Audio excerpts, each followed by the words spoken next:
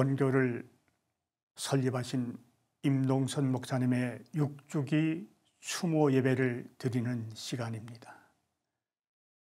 오늘 우리 교수님께서 봉독해 준 본문 말씀은 구약시대 때 눈물의 선지자라고 알려졌던 예레미야 선지께서 바벨론의 포로로 붙들려가서 고난당하고 있는 유대 백성들에게 위로의 말씀, 평안의 말씀을 선포해 주고 있는 내용이 기록됩니다. 우리가 이미 말씀을 보았지만은 본문 말씀은 이렇게 시작을 하고 있죠. 여호와의 말씀이니라.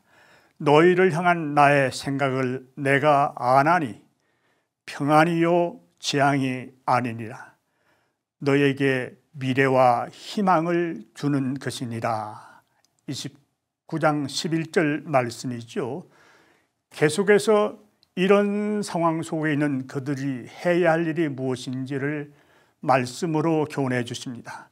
너희가 내게 부르짖으며 내게 와서 기도하면 내가 너희들의 기도를 들을 것이요 너희가 온 마음으로 나를 구하면 나를 찾을 것이요 나를 만나리라. 계속되는 12절 13절 말씀입니다. 어렵고 힘들게 포로 생활하고 있지만은 여호와 하나님께 부르짖어 기도하라는 말씀이죠. 본래 유다 백성들은 바벨론의 느부갓네살에 의해서 3번에 걸쳐서 포로로 끌려갔던 일이 있습니다. 우리가 잘 아는 대로 유다가 멸망하기 19년 전인 BC 605년도에는 애굽을 치고 오는 도중에 느부갓네살이 예루살렘에 들려서 유다의 왕족이요 귀족들의 자녀들 가운데 똑똑하고 총명한 친구들을 포로로 잡아갑니다. 그때 붙들려갔던 포로가 다니엘과 그 세 친구가 되는 하나냐, 미사엘, 이자라 같은 사람들이죠. 3년 동안 철저하게 바벨론 훈련을 지켜서 앞으로 유다 백성들을 바벨론화시키겠다는 야망tem이었습니다. 두 번째는 그로부터 7년 이후가 되는 BC 598년에 토목이나 건축을 담당할 수 있는 기술자, 쉽게 말씀드리면 상류층에 있는 고급 인력들 10,000명을 붙들어 갑니다. 그때 에스겔 선지나 유다 나라의 19대 왕이었던 여호야긴도 포로로 붙들려 가죠. 그리고 세 번째 포로는 BC 586년 예루살렘을 완전히 함락하고 예루살렘 성전을 회파하고 고관들의 집에 방화하고 약탈하면서 전 백성들을 다 포로로 붙들어 갔던 일이 있습니다. 그저 농사 짓는 사람들, 포도원 관리하는 이런 몇몇 천민들만 남겨두고 붙들어간 그런 상황이죠. 바빌론의 포로로 붙들려갔던 그들의 생활은 육체적으로, 정신적으로, 영적으로 아주 패폐한 상황에 놓였습니다. 육체적으로는 매일 수로 공사를 하고 삿는 일을 하기 때문에 노예 같은 생활을 반복해 왔습니다. 정신적으로 그 사람들은 선민의식이 아주 강한 사람 아닙니까? 그런데 그 선민의식이라는 자존심이 완전히 무너지고 말았습니다. 그리고 생명같이 귀하게 여기는 성전 예배를 드릴 수가 없기 때문에 영적으로도 얼마나 힘이 들었는지 모릅니다. 매일 눈물과 한숨과 절망 가운데서 살아가고 있던 상황이었습니다. 그 당시의 형편을 시편 기자는 이렇게 기록을 합니다. 우리가 바벨론의 여러 강변 거기에 앉아서 시온을 격하며 울었도다. 그 당시에 고통스러웠던 그들의 한 단면이 아니겠습니까? 음악을 하시는 분은 잘 알지만 이태리의 작곡 가운데 주세피 베르디의 오페라 가운데 나부코라는 오페라가 있습니다. 그 당시에 끌려갔던 유대인들의 눈물겨운 배경을 오페라로 만든 곡인데 얼마만큼 유명해졌냐 그러면 67번이나 연속으로 공연할 수 있도록 큰 도전을 주었던 작품입니다. 지금도 조금 규모가 큰 음악회 가면 히브리인들의 노래가 계속 등장되고 있지 않습니까? 이럴 때 오늘 예레미야 선지께서는 이런 희망의 메시지를 저들에게 전해 주신 것입니다.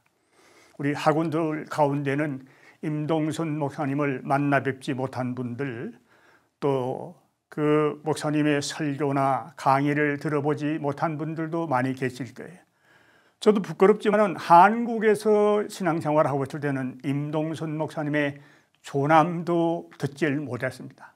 한 번도 만나뵌 일도 없고 또 설교를 들어본 일도 없었습니다. 그런데 46년 전에 하나님께서 저를 미국 땅으로 보내주시고 그 당시에 임동선 목사님이 심우하고 있던 동양선교교회 부교역자로 섬길 수 있는 기회를 주셨습니다. 그때서야 임동선 목사님은 한국의 유명한 부흥사였고 공군 대령 출신으로 초대 공군 군종감을 하셨다는 분이라는 사실을 알게 되고 13년간 동안 부교육자로 임 목사님을 가까운 거리에서 섬기면서 임동선 목사님의 삶과 인생의 비전과 철학을 공부하면서 목회를 배울 수 있었던 것이 저에게는 얼마나 귀한 축복이었는지 모릅니다. 또 목사님 대를 이어서 월드미션 대학을 섬기면서 또 가까운 지역에 있다 보니까 목사님과 교분을 하면서 40년간 동안 지근 거리에서 목사님의 모든 삶을 배우고 생활할 수 있는 그런 기회를 가지신 겁니다. 우리 임동선 목사님은 젊은 청년기에 나라를 일본에게 빼앗겼기 때문에 만주로 가셨다가 만주에서 숱한 고난을 겪게 되시죠. 그리고 해방 이후에 돌아오셔서 하나님의 부르심을 받고 신학교의 박을에서 주의 종의 길을 걷게 되십니다. 공군 군목으로 입대한 다음에 임관을 받으시고 군목으로 활동을 하셨는데 그 당시에는 6.25 사변이 끝난 지가 얼마 안 되기 때문에 군대 생활하는 군인들도 많이 어려웠습니다. 어려워하는 그들에게 희망의 메시지를 시간마다 전해주신 분이 임동선 목사님입니다. 보초를 쓰고 있는 군인들 찾아가서 손을 잡아주고 위로해주면서 희망의 메시지를 힘차게 전해주었기 때문에 우리 한국의 군목 역사상 임동선 목사님이 시무를 하고 계실 그 무렵이 제일 활동한 활발한 선교 활동이 전개됐다는 사실이 기록으로 남아 있습니다. 왜 그런가 하면 임동선 목사님은 가는 곳마다 희망의 사도로서 희망의 복음을 힘차게 증거하셨기 때문입니다. 이승만 대통령께서도 임동선 목사님의 말씀을 듣기를 원하셔서 임동선 목사님이 섬기는 공군교회 간혹 나오셔서 예배를 드렸다는 일화도 여러분들이 들어보셨을 줄 압니다. 공군 군장관으로 예편하신 다음에 미국으로 휴학 오셔서 6년여간 동안 인쇄소에서 노동을 하면서 힘들게 생활하시면서도 힘들어하는 이민자를 위해서 지금부터 52년 전인 1970년도 7월 달에 선교 교육 봉사라는 세 가지 캐치프레이즈를 내걸고 자택에서 교회를 개척을 하셨습니다. 그때 모인 사람들의 숫자가 어린애들까지 27명이라고 기록이 되어 있습니다.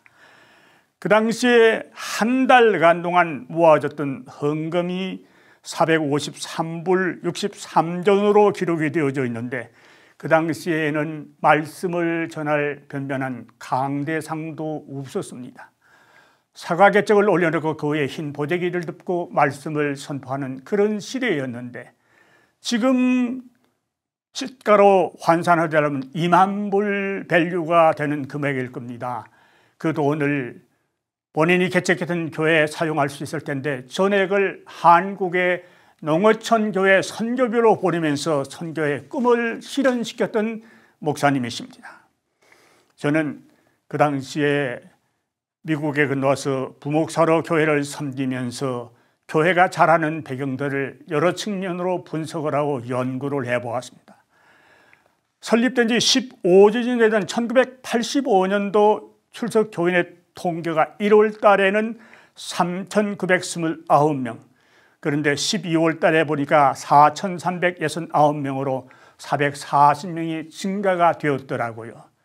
출석 교인이 4,400명이라 그러면 등록 교인이 6,000명이 넘는 셈입니다.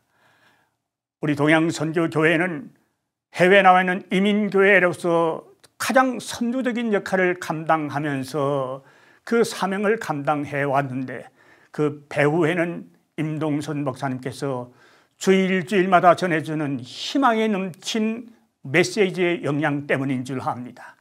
많은 이민자들이 말이 설고 낯이 설고 힘들어하는 역경 속에서 이민 온 것을 후회하고 돌아가겠다는 사람도 있었지만, 그때마다 조금만 더 참아보십시다.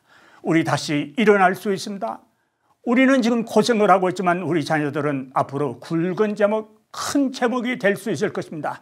이렇게 희망찬 메시지를 전해주었기 때문에 목사님의 메시지를 통해서 일어난 사람들이 얼마나 많이 있는지 모릅니다.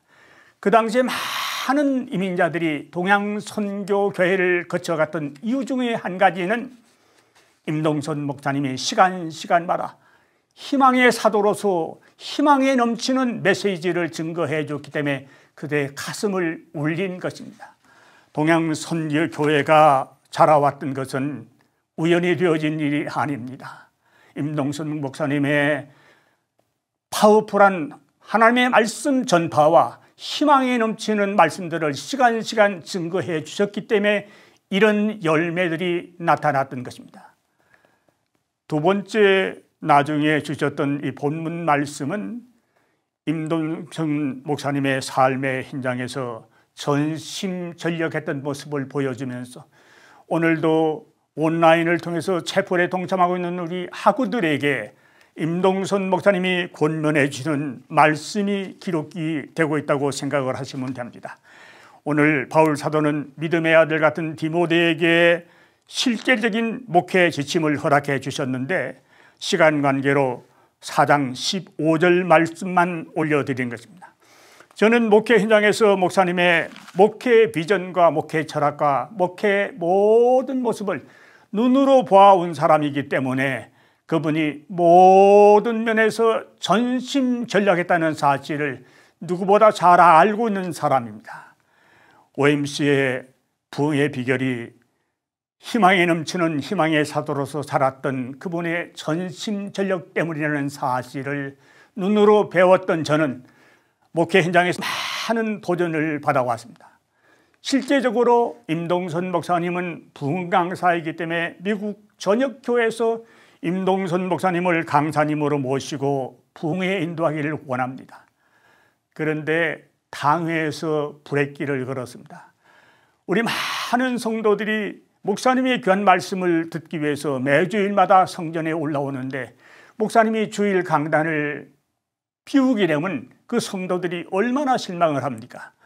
목사님이 부흥서의 사명을 감당한 것도 좋지만은 꼭 부흥회를 인도하시려고 그러면 토요일 밤까지만 인도하시고 주일날은 본교에 올라오셔서 강단을 지키라는 당회원들의 권면의 말씀 때문에 목사님은 동부 지역으로 집회를 떠나시게 되면 토요일 밤 집회까지 끝내시고 마지막 비행기로 LA로 다시 돌아옵니다.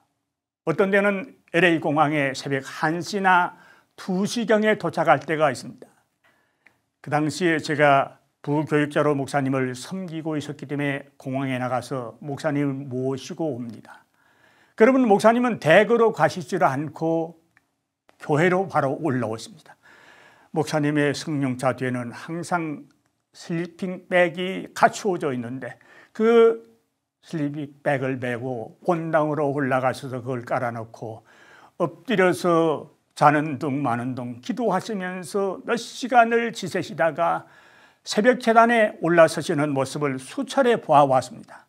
웬만한 사람 같으면 집에 가서 몇 시간 쉬고 부교역자들에게 강단을 맡기고 당신은 주일 1부, 2부 대예배 시간에 올라오시면 될 텐데 목사님은 모든 맡겨진 일에 이렇게 전심전력하면서 최선을 다하시면서 사셨습니다.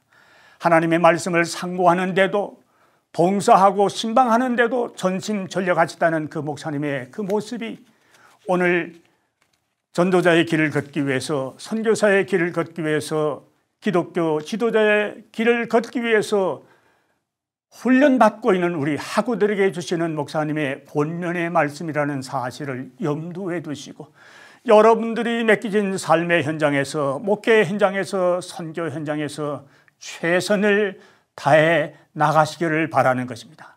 바울 사도께서는 맡은 자에게 구할 것은 충성이라고 말씀하셨는데 충성은 어디서 나오겠습니까? 자기가 맡았던 일에 전심전력하고 최선을 다할 때 충성이 열매로 나타나기 때문에 오늘 온라인을 통해서 예배에 동참하고 있는 우리 학우들의 앞날을 위해서 여러분들이 갖춰야 할 목회적인 자세가 무엇인지를 오늘 임동선 목사님의 6주기 추모 예배를 드리는 이 시간에 또 한 번 도전의 말씀으로 주고했다는 사실을 기억하시고 지난 3년여간 동안 팬데믹 때문에 많이 어려웠다 그러면 이제는 다시 일어서셔야 되지 않겠습니까?